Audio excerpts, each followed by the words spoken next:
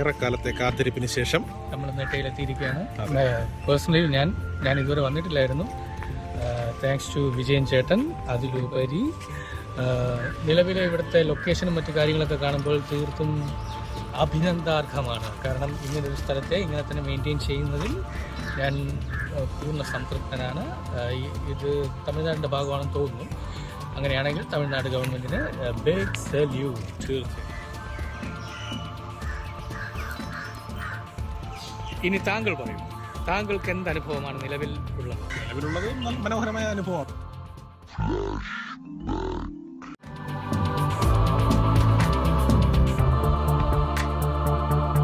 നമ്മളിപ്പോൾ കണ്ടുകൊണ്ടിരിക്കുന്ന കറുത്ത അംബാസഡർ ആരുടേതാണെന്ന് സുഹൃത്തുക്കൾക്ക് അറിയാമോ?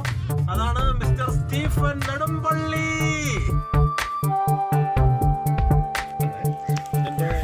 എനിക്ക് എണ്ണമില്ല, ഒരു 10-30 തവണയെങ്കിലും വന്നിട്ടുണ്ട്. 30-35 തവണയെങ്കിലും വന്നിട്ടുണ്ടാവും. പിന്നെ ഇത് ഇത്തവണ കിരണിനെ ഒന്ന് ഇത് സ്ഥലം കാണിക്കണം. തീർച്ചയായും. Thank you. താങ്കൾ നിലവിൽ ഇപ്പോൾ നിൽക്കുന്ന ഈ സമയത്തും ഇതിനു മുമ്പ് വന്നപ്പോഴും ഉണ്ടായ ഒരു ഡെഫിനിഷൻ ഉണ്ടാവുമല്ലോ, ഒന്ന് ഡിഫൈൻ ചെയ്യാവോ? അതും ഇതും തമ്മിലുള്ള വ്യത്യാസമൊന്നുമില്ല. നാൾക്ക് നാളതിന്റെ ഭംഗി കൂടുകയാണ്. പിന്നെ മഴ കൂടുന്ന സമയത്ത് സ്വാഭാവികമായിട്ട് ഇവിടുത്തെ വെള്ളത്തിന്റെ അളവ് കൂടും. ചിറ്റാർ ഡാമിന്റെ പരിസരമാണല്ലോ. ചിറ്റാർ ഡാമിന്റെ വെള്ളം ജലനിരപ്പ് ഉയരും. അപ്പൊ അത് കുറച്ച് നമുക്കൊന്ന് മാറി നിൽക്കേണ്ടി വരും. ഇങ്ങോട്ടൊന്നും ഇറങ്ങാൻ കഴിയില്ല. അത് ഈ ഭാഗത്തൊക്കെ, അത് ഇവിടെയൊക്കെ അവിടെയൊക്കെ വെള്ളമായിരിക്കും. ആ പുൽപ്രദേശമില്ല, ആ പുൽപ്രദേശം വെള്ളത്തിലായിരിക്കും. ഇപ്പോഴേ വെള്ളത്തിലാണ്.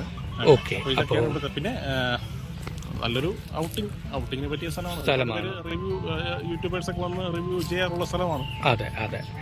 നമുക്ക് ഇവിടുത്തെ ഭക്ഷണത്തെ കുറിച്ച് പുഴമീൻ നല്ല ഒന്നാന്തരം പുഴമീൻ കിട്ടുന്ന സ്ഥലമാണ്. അതാണ് പ്രശസ്തമാക്കുന്നത്. അതെ, പ്രകൃതി കൊട്ട അനുഗ്രഹിച്ച ഒരു സ്ഥലമായി ഞാൻ ഇതിനെ കണക്കാക്കുന്നു. തീർച്ചയായും. അതോടൊപ്പം ഈ സ്ഥലത്തിന്റെ മറ്റു പ്രത്യേകതകൾ എനിക്കിപ്പോൾ വന്നതേ ഉള്ളൂ. എങ്കിലും മനസ്സിലാകുന്നത്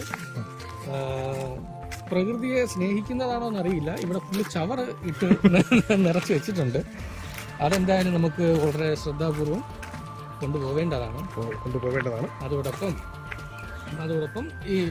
ഇത് കുറച്ച് ടൂറിസത്തിന് വളരെ പ്രാധാന്യം നൽകാനായിട്ട് പറ്റുന്ന ഏരിയ ആയിട്ട് എനിക്ക് തോന്നുന്നു. അപ്പോൾ ഇത് കൂടുതൽ കാര്യങ്ങൾ ഇവിടെ എക്സ്പ്ലോർ ചെയ്യാനായിട്ടുണ്ട്. പക്ഷേ അത് ടൂറിസം മേഖലയിൽ ഒരുപാട് നമുക്ക് മുന്നോട്ട് പോയി കഴിഞ്ഞാൽ ഇവിടെ ഒരുപാട് സാധ്യതകൾ വന്ന് നിൽക്കുന്ന സ്ഥലമാണ്.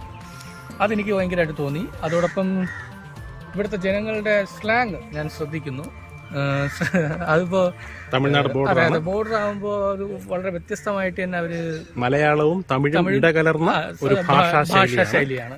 അപ്പൊ ആ ഒരു അവരുടെ ആ ഒരു രീതി, സംസാരിക്കുന്ന രീതി എനിക്ക് തീർച്ചയായും ഒരു അത്ഭുതകരമായ ഒരു സംഭവമായിട്ട് തന്നെ തോന്നുന്നു. വളരെ വ്യത്യസ്തമാണ്.